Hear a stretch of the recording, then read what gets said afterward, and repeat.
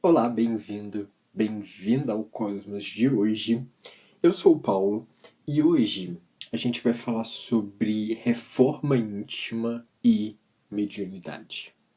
Mas antes, se inscreva aqui no canal, deixe o seu gostei, deixe o seu comentário sobre esse assunto, sobre alguma sugestão de conteúdo, sobre o que você está lendo.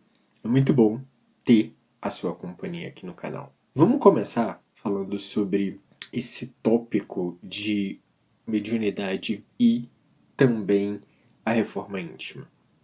Eu estava refletindo outro dia lendo um pouquinho sobre, lendo um pouco sobre esse campo, muito amplo de mediunidade, de clarividência, entender que todos os aspectos da nossa projeção astral quando dormimos, o desdobramento, esse processo, essas variáveis do nosso corpo etérico, ele é muito precioso para a nossa bagagem. Mas o mais importante disso tudo é a nossa reforma íntima. Esse caminho da evolução é um caminho muito. Ele é turbulento, nas suas variáveis. Ele sempre vai caminhar de aprendizados, de lições que temos que aprender a trabalhar o nosso karma. Mas um aspecto muito interessante é das infinitas e dos infinitos graus de mediunidade, porque quando a gente pensa em mediunidade, a gente pensa só no aspecto de ver os espíritos, os amigos da luz, a gente acha que já vai vê-los assim. Só que não é bem assim, não é bem esse caminho, esse olhar que acontece. Por quê? Muitas pessoas, eu vou pegar um exemplo, têm feito da substância da ayahuasca como uma forma de transcender. E aqui tem vários graus do chá da ayahuasca. E tomado, eu vou pegar um exemplo, tomado a substância e tem tido viagens, E muitas pessoas, elas relatam nessa experiência extrasensorial que elas visitam assim lugares às vezes muito de abatimentos, às vezes veem animais sendo torturados, veem muito. Por que que isso acontece? Porque nós ainda estamos vibrando, Nós estamos, como vibração, passando por essa fase de limpeza para quem está caminhando na espiritualidade. Na verdade, todos, Mas para quem caminha nos estudos, tem essa experiência, permite passar por esses momentos de catarse, de limpeza. Então, quando a pessoa ela toma essa substância, ela está passando por esse processo de limpeza, então ela magneticamente, ela é atraída por uma experiência que ela já tenha vivido, porque ela já pode ter passado por essa experiência em outras vidas. Então todo esse mecanismo acontece dessa forma. Peguei um exemplo disso para voltar para o nosso assunto agora. Imagina você abrir a clarividência, a sua mediunidade nesse exato momento, sem trabalhar as suas emoções, sem trabalhar o seu sete corpos, O seu corpo sutil, as suas emoções, o seu corpo de desejos, porque o que acontece? As nossas angústias, os nossos sentimentos, eles ainda são muito atrelados à matéria.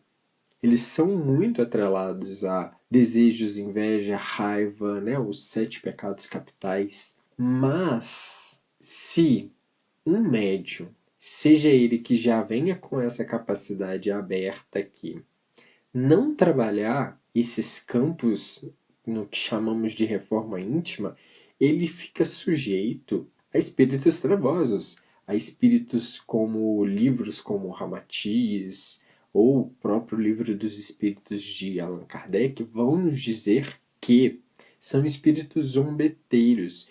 Os espíritos zombeteiros, eles estão nessa dimensão e eles se aproveitam de situações para dilubriar o médium. Então, dessa forma, acontece às vezes, em muitas situações, de distorções do que é falado, né, do que é canalizado entre o médium e o espírito.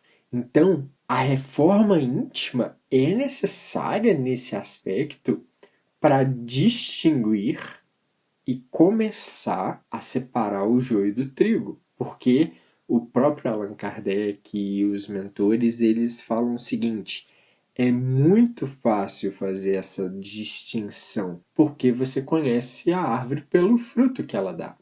Então, o médium ele precisa ir caminhando e saber o intuito do espírito, a orbe, o trabalho. Por quê?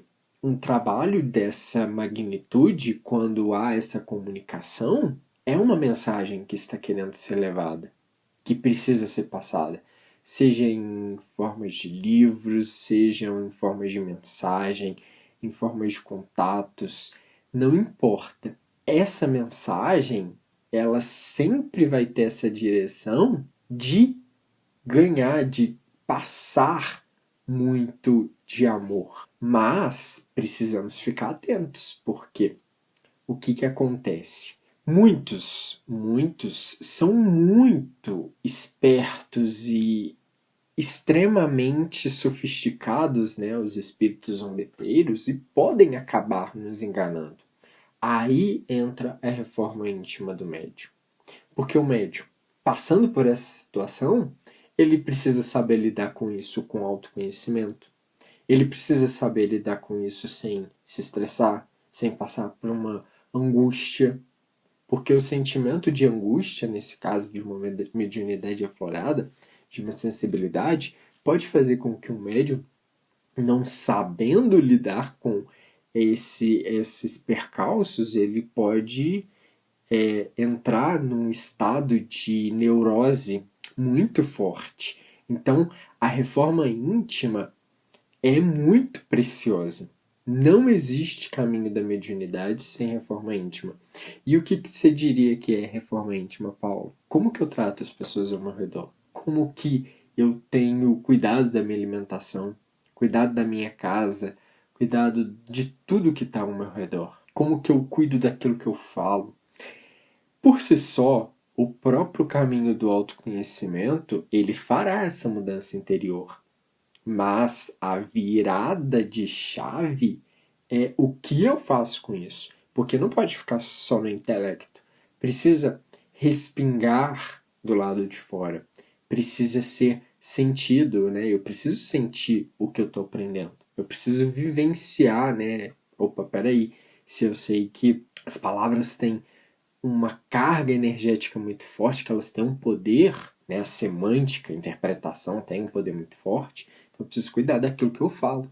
Eu preciso ouvir mais, falar menos. Então são esses caminhos da reforma íntima muito importantes para quem já é médio e para quem está iniciando, para quem está trabalhando esse aspecto de chegar na clarividência. Porque imagina se você faz uma técnica de viagem astral e sai por aí à noite, sem pedir proteção, sem orar, sem ter esse formamento de uma reforma íntima. Então a reforma íntima é necessária para todos os âmbitos, porque vivemos, né, no planeta de espíritos de várias densidades até espíritos muito sutis. Então, assim, não é porque eu estou no caminho do autoconhecimento que eu vou ter proteção, né? É bem assim, mas também precisa ter respaldos. Você precisa entender que você precisa pedir proteção, pedir um caminho próspero, sempre quando você está trabalhando com esse contato interior. É isso hoje aqui no Cosmos, a gente falando sobre esse nosso caminho de evolução da alma humana. A gente volta com mais estudos na próxima. Obrigado pela companhia e até mais.